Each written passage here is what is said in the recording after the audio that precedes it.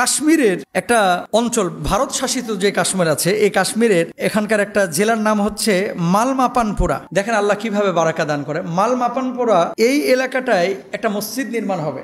নির্মাণের পরে আপনারা যেমন এলাকা ভিত্তিক অনেক সময় কালেকশন করেন, মসজিদ কমিটি বের হয়েছে যে আমাদের এলাকায় মসজিদটা লাগবে, যে যা পারো বাড়ি থেকে দাও। এক গরিব বুড়ি মহিলা বের হয়েছে, এক বাড়ি থেকে বের হয়ে বলছে, বাবা আমার বাড়িতে দেওয়ার মতো তেমন কিছুই নেই, আমি গরিব মানুষ, এইরকম একটা ভাঙাচোরা বাড়িতে থাকি, তবে আমার মুরগি কালকে একটা ডিম দিছে, এই ডিমটা আমি খাই, আজকে খাই নাই, ডিমটা আছে, আমি ডিমটা মসজিদে দিতে চাই। বুঝলেন? ডিমটা মসজিদ কমিটি নিলেন, নেওয়ার পরে সবার দান নিয়ে এসে মসজিদে এসেছেন। আসার পরে এবার ডিমটা নিলামে তুলেছে, কিন্তু নিলামটা আগে যে গ্রামগঞ্জে হইতো কি করতো, লাউ 20 টাকা 20 টাকা 20 টাকা 20 টাকা 1 2 লেন কালাম ভাই নিয়ে নেন, এরকম হইতো কি হইতো না। এবার নিলামে তুলছে মুরগির ডিম, কিন্তু একদিনে এটা নিলাম কমপ্লিট করে নাই, কয় এটা আমরা 3 দিন নিলাম করব। কয়দিন?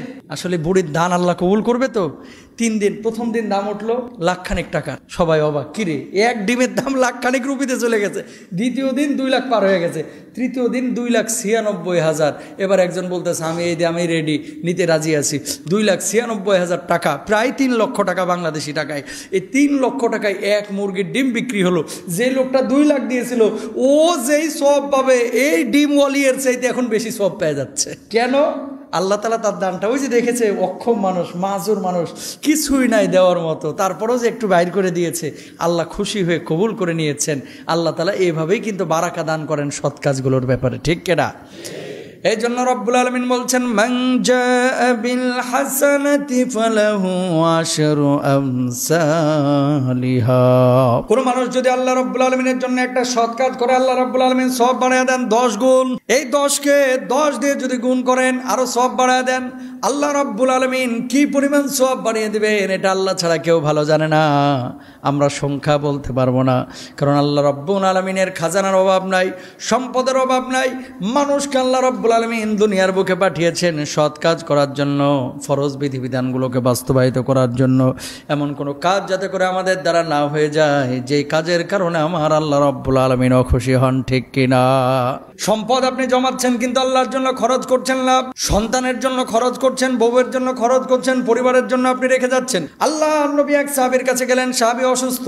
আল্লাহর নবী সাল্লাল্লাহু আলাইহি ওয়াসাল্লাম সেই সাহাবীকে বললেন, অসুস্থ, আল্লাহর কাছে দোয়া করো, আল্লাহ যারা তোমার সুস্থ করো, আমিও দোয়া করি আল্লাহ তাআলা তোমাকে সুস্থ করে দেখ। এবার ওই সাহাবী বলছো, নবীজি আমার যে সম্পদগুলো আছে সব সম্পদ থেকে আমি অক্ষ করে দেবো কিনা, দান করে দেবো কিনা? আল্লাহর নবী বললেন, না সেটা তুমি করবে না। ওগো আল্লাহর নবী, অর্ধেক সম্পদ থেকে আমি দিয়ে দিব কিনা? আল্লাহর নবী বললেন, না সেটাও করবে না। আল্লাহর নবী সেখানে বসা, ওই সাহাবী বললেন, ওগো নবীজি সম্পদের 1/3 অংশ যদি আমি আল্লাহর রাস্তায় দিতে চাই আমি দিতে পারবো কিনা? আল্লাহর নবী বললেন, সেটা দিতে পারবা, তুমি দিতে পারো, তবে সন্তান সন্ততিকে এমন অবস্থায় দুনিয়ায় রেখে যাও না যে তোমার ইন্তেকালের পরে সন্তান সন্ততি আরেকজনের কাছে হাত পাতে। নাউজুবিল্লাহ বলেন। বুঝছেন? যা আছে সম্পূর্ণ দান করে দিতে হবে, এটা ইসলাম বলে নাই। মানে যা আছে মুচ্ছা সব দিয়ে গেছেন, অর্ধেক দিয়ে দিবেন, বউকে মানে নিঃস্ব করে দিয়ে সন্তানকে, ইসলাম বলে নাই। আবার ছেলে মেয়েদেরকে অনেক সময় কি হয়, ধরেন 4 ছেলে আছে, 2 ছেলে বাপ মাকে দেখে, 2 ছেলে ঠিক মতো দেখে না, তো কি করে, যেই 2 ছেলে দেখে এদেরকে সব সম্পত্তি দিয়ে দেয়, আর যেটা দেখে না এরা কিছুই দেয় না। এটা করবেন না। নবীজি সাল্লাল্লাহু আলাইহি ওয়াসাল্লাম এই বিষয়টা নিষেধ করেছেন। আল্লাহর হাবিব সাল্লাল্লাহু আলাইহি ওয়াসাল্লামের একটি হাদিস, বশির রাদিয়াল্লাহু তাআলা আনহু তার ছেলে নোমানের নামে একটি জমি লিখে দিয়েছিলেন। তখন তার স্ত্রী আমরা বিনতে রাওয়াহা রাদিয়াল্লাহু তাআলা আনহা রাসূল আকরাম সাল্লাল্লাহু আলাইহি ওয়াসাল্লামকে সাক্ষী রাখার পরামর্শ দিলেন যে আপনি যে সম্পদ লিখে দিচ্ছেন সন্তানের নামে, আল্লাহর হাবিবকে সাক্ষী মানে রাখেন। তো রাসূল আকরাম সাল্লাল্লাহু আলাইহি ওয়াসাল্লামকে বিষয়টি জানানো হলো, ওগো নবীজি আমি তো আমার সন্তান নোমানকে সম্পদ দিতে যাচ্ছি, আপনি একটু সাক্ষী থাকেন। আল্লাহর হাবিব সাল্লাল্লাহু আলাইহি ওয়াসাল্লাম জিজ্ঞাসা করলেন, নোমানকে যে পরিমাণ সম্পদ দিয়েছো তোমার অন্য সন্তানদেরকে সেই পরিমাণ সম্পদ দিয়েছো কি না? তখন সে জবাব দিল না। রাসূল আকরাম সাল্লাল্লাহু আলাইহি ওয়াসাল্লাম বললেন, তাহলে এটা অন্যায় হয়ে গেল, আমি কোনো অন্যায়ের সাক্ষী হতে পারবো না। আল্লাহু আকবার বলেন। মানে এক সন্তানকে আপনি বেশি দিয়ে দিবেন, আরেক সন্তানকে কিছুই দিবে না, এটা কি অন্যায়। আমাদের ফ্যামিলিতে, সমাজে এখন খেয়াল করেন, বাপ মা মারা যাওয়ার পরে সম্পদ ভাগের আগেই সম্পর্কগুলো ভেঙে যায়। বাপ মা যখন মারা যায়, বাপ মা যতদিন জীবিত ছিল অনেক সময় ভাই ভাইয়ের ভালো সম্পর্ক ছিল, বাপ মা মারা যাওয়ার পরে এখন হিসাব খালি বাপ মার সম্পদ নিয়ে। তো এই সম্পদ ভাগ করার আগেই সম্পর্কগুলো কি হয়ে যাচ্ছে?